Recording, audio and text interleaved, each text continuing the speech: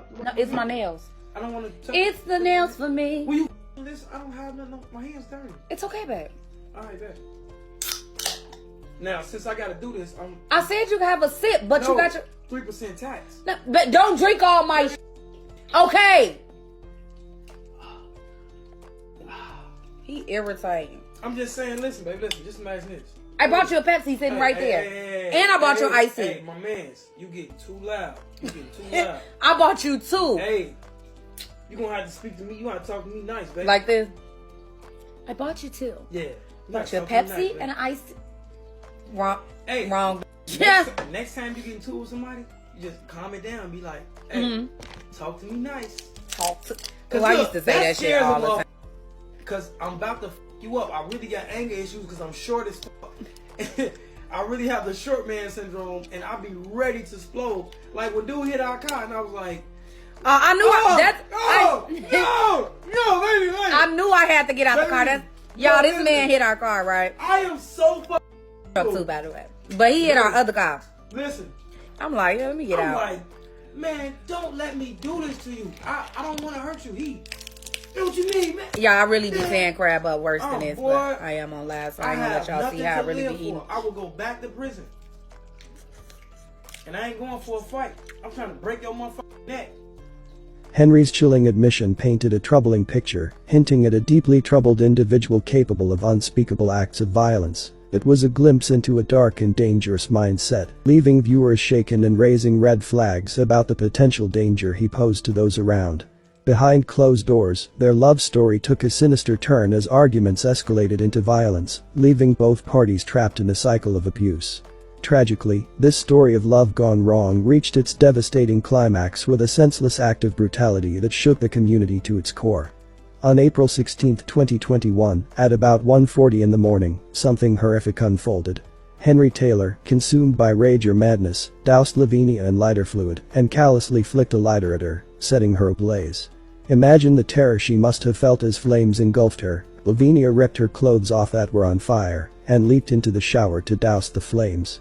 After managing to douse the fire, she dashed through the streets for 2 blocks until she reached a firehouse on 10,458 S. Hoxie Avenue. There, she pounded on the door, begging for help from the firefighters inside. It was a desperate race against time as she fought to survive the horrifying ordeal she had endured. Can you imagine the scene as she pounded on the door, her body ravaged by fire, her mind surely racing with fear and pain? The firefighters who answered her desperate plea for help were met with a sight that would haunt them forever: a woman with 2nd and 3rd degree burns, covering more than 70% of her body, her life hanging in the balance. Lavinia's words to the firefighters were haunting. She said she knew her husband wanted to kill her and that she should have left him long ago. She also asked firefighters if she was going to die. They could see that her skin melted over her fingernails and her hair extensions fused with her flesh. Despite their best efforts and the medical intervention she received, Lavinia succumbed to her injuries just over a month later on May 21 at the University of Chicago Medical Center after receiving skin graft surgery. Henry Taylor turned himself in to authorities, and in a taped confession, he callously admitted to his heinous crime. He revealed that he knew exactly what he was doing when he set Lavinia on fire, even going so far as to call her family afterwards to confess his barbaric act. He repeated several times that he was not even that close to his wife, and described how he flicked a lighter at her and watched her body engulf in flames after dousing her with lighter fluid.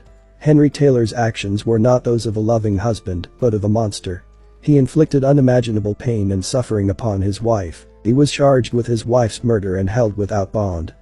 Now, as the wheels of justice turn, Henry Taylor finds himself facing the consequences of his actions. Charged with the murder of his wife, he sits behind bars awaiting his day in court. But no amount of punishment can undo the irreparable damage he has caused, nor can it bring back the life that was so senselessly taken. As the community grapples with the shock and horror of Lavinia Gardner's tragic death, one question echoes in the minds of all who hear her story. How could such a monstrous act of violence occur within the confines of a marriage, a supposed sanctuary of love and trust?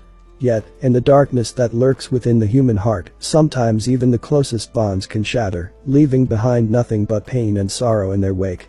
My condolences to Lavinia's friends and loved ones. She did not deserve what happened to her. She should be here.